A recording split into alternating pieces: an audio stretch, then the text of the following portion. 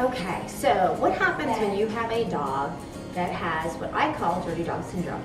What is dirty dog syndrome? That's where a dog goes to the bathroom inside their crate. You take them out, you walk them, they don't go to the bathroom, you put them inside their crate and they go to the bathroom. That's a dirty dog. It's very common with dogs that come from puppy mills, pet shops, any place where they learned it's okay to go to the bathroom inside the crate. They don't seem to mind getting dirty. In theory, all dogs want to keep their den clean, their crate clean.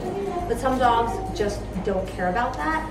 They'll pee, they'll poop, they'll lay in it. It's so disgusting. So my heart goes out to you if you have that problem. So now I'm going to show you what you have to do to use a reverse house training process to resolve dirty dog syndrome.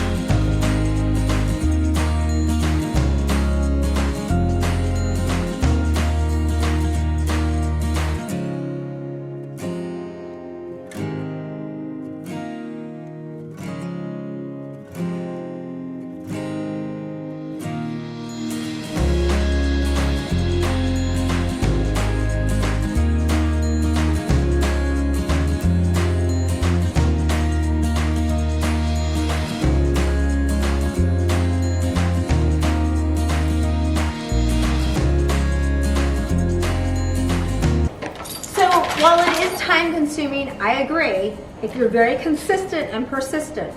So what you have to do is you take her outside. You wait until she goes to the bathroom. She goes to the bathroom outside. You bring her inside and you put her in the crate for 15 minutes.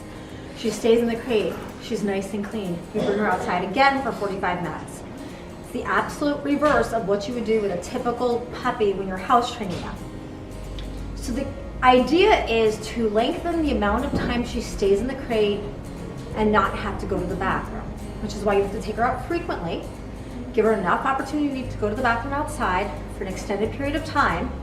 You put her in the crate when you know she's just gone to the bathroom and doesn't have you're going to put her in the crate when she's just gone to the bathroom and hasn't had an accident and does not need to go again for a bit of time. So as time goes on, you're going to spend less time outside. She'll spend more time inside the crate without having an accident. And then slowly you can incorporate the freedom around the house.